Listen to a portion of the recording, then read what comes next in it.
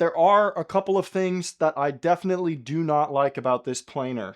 So up here we have the blade guard, which is, pretty simple. It would be nice if this blade guard was a lot easier to move all the way up, because you do need to use the dust extraction system on this unit.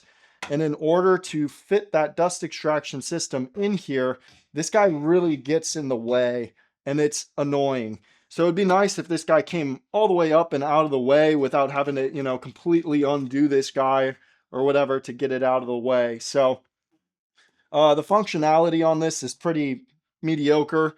It does its job.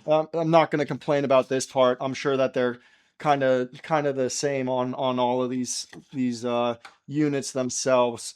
But on this top part, we have the jointer.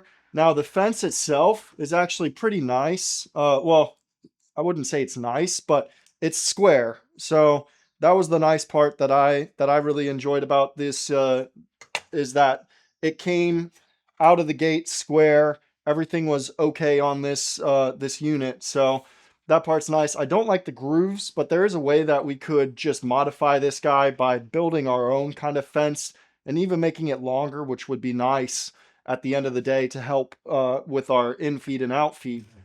Speaking of in-feed and out-feed, on the thickness planer, there's not much room to work with there, and I don't think that, I mean, they might have extensions for it, or you could build one, make one yourself, those kinds of things.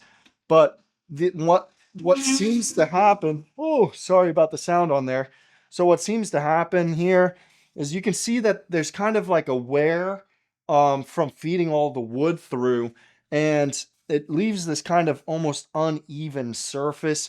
For some reason, there's black marks on the bottom. Every time I feed a board through, black marks come out on the bottom after a couple of pass-throughs. So I don't know if there's a way to stop that, maybe cleaning this off a little bit better, but there's nothing that I can see on here that would leave those black marks. So the mystery is unsolved for me at this point. Over here on this side, we've got our little adjustment knob, and that's going to be for this top portion, which is going to be our jointer. So we can go down to 2 millimeters at most on the thickness, but I wouldn't recommend on this unit going that far or that deep of a cut through it. It tends to kind of seem like it's a little bit much for it. I mean, on the jointer part, it's okay. On the thickness planer, it's not okay to do that. Even though it says that it can do up to 2 millimeters, trust me, you're going to bog this system down. It's going to shut down on you every single time, and it's going to be annoying. So what ends up happening is this is the height adjustment for our thickness planer.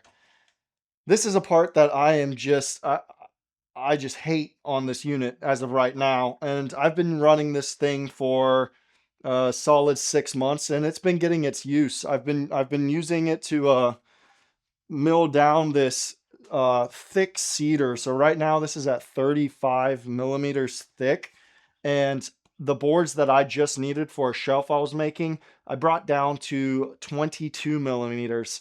If I had a bandsaw, I would have cut these first with the bandsaw, and then I could have ran over to the thickness planer to kind of even everything out. But I don't, so I just decided to run boards through this guy like crazy, and it's been doing its job, which is great. But it has bogged down on me a couple times, even when I'm just going with slight pass throughs. So I don't know what's going on there. If maybe this wood is a little too sappy for it, and in certain areas you can tell where there's knots and things like that, it has a really hard time pushing it through. So just make sure to go with like slight pass throughs and just work your way there. It takes a long time, but for the size and the cost, it's okay. It's not a bad unit on that kind of thing. So the thickness planer itself, like I said, when we feed through, for some reason I'm getting black marks on the bottom. I wish I had a board to show you guys that right now, but I don't. And then the other main issue that I'm having when we feed stuff through the thickness planer is the fact that this height adjustment here is literally just a knob that sits on top of the screw. So we have our 4 screws on each side that will raise and lower the platform here. So the problem I'm having though is every time I'm feeding a board through, this guy just starts to wiggle and it actually brings the height back down. So I'm getting uneven pass throughs.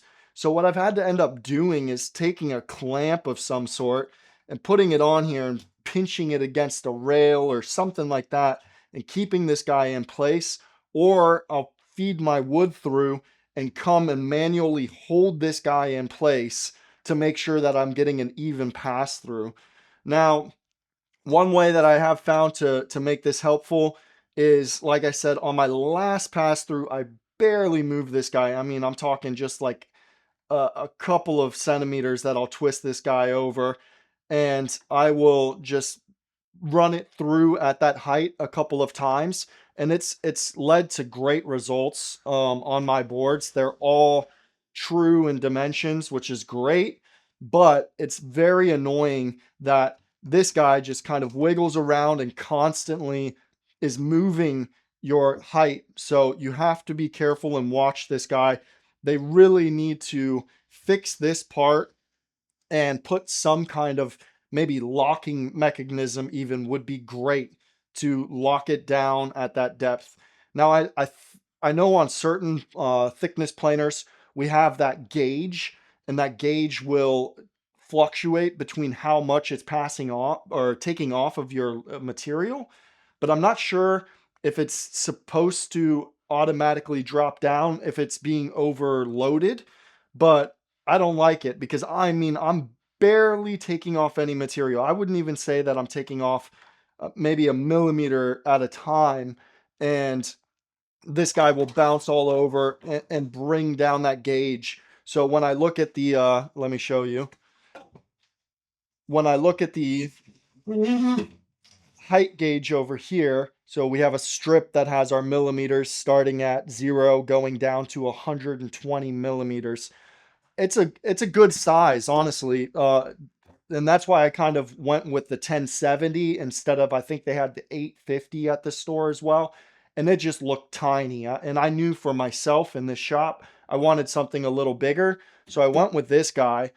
And quite frankly, I think it was money well spent. I mean, I'm using it a lot and it's getting its money's worth out of it. It already has gotten its money's worth out of it. But the blades, just now I noticed that there is a couple of tiny little chips. And like I said, I've been running this thing for almost 6 months, not every day, of course, but I've ran it a few times where I've been using it all day long, pretty much, to get this lumber down to the thickness that I want.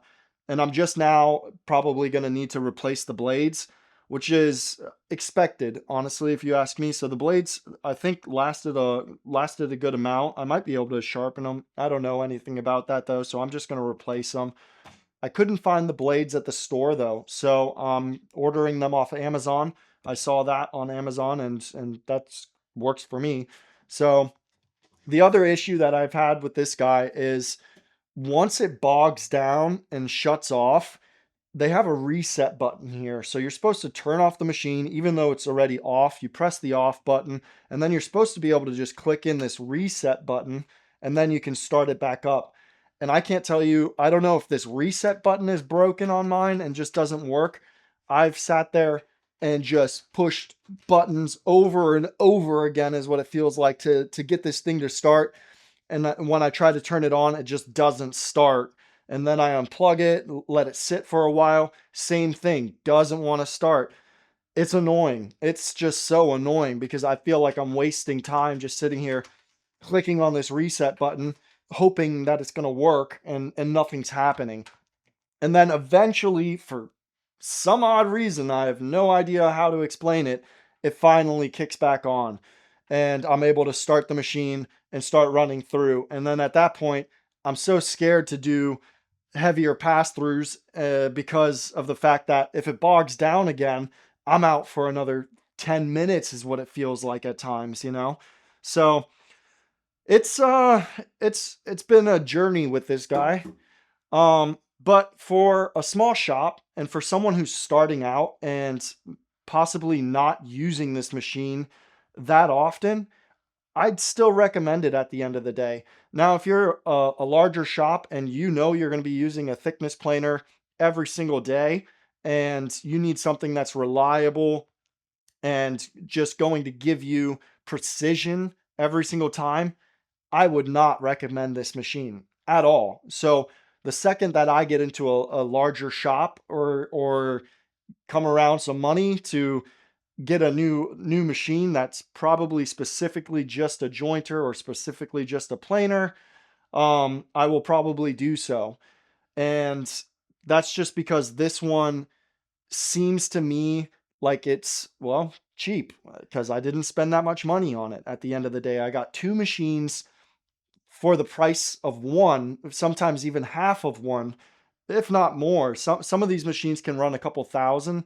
I think this one I got for, it was either 300, 400 euros, something like that. So to get two machines for that price point, for what I needed right now, it's been great. But there are some things that you just need to be careful about. And those are the fact that the height seems to do its own thing. So you don't really have control over that unless you clamp this guy down and hold it in place and make sure that your height isn't continuously going down at the end of the day.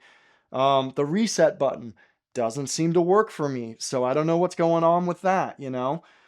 And those are my two biggest complaints, honestly. The height, they've got to fix that. There's got to be a locking mechanism that I can keep this system in place where it needs to be. That's got to change. The reset button, maybe I just have a faulty one because I was watching another YouTube video on a guy who was using the button, and when he clicked his, it made a kind of sound. Mine doesn't do that, and his looked like it went all the way in. Mine doesn't do that. So I don't know if it's just my machine or what's going on there. But at the end of the day, honestly, small shop, if you want two in one, that way you're saving some space and things like that, I would probably go with this unit. And I think that there's the new 1080 out. I don't know what the difference is on that, if they've made any modifications on that or not. But maybe that's the one for you at that point. You can adjust everything in the back. If your square is out of, or if your fence is out of square, you can adjust that in the back. That's pretty simple. So there's nothing wrong with that. But overall, like I said, for the money, it's a great unit, and I'm okay. I'm happy with it, honestly. And it's worked for me very, very well. But there's just those things that honestly, this machine, it just makes it awful. The height adjustments got to go. The fence needs to be, I don't know, changed, or the system for the dust collection at least needs to be changed to where it's easier to put on and you don't have to kind of move all of these parts and try and get this out of the way. It's just a lot going on with that. So yeah, at the end of the day, I'd buy it again, especially if I was starting off.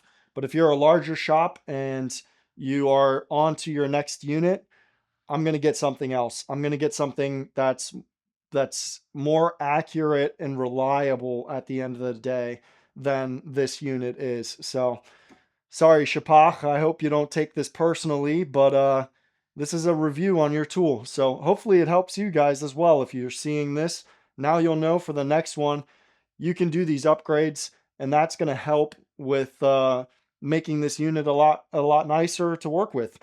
So yeah, well, hope you guys enjoy this review on the Sheeppach 1070. I didn't see that many out there, so hopefully this helps some of you guys make a decision on whether this tool is good for you or not. I like it. Cool.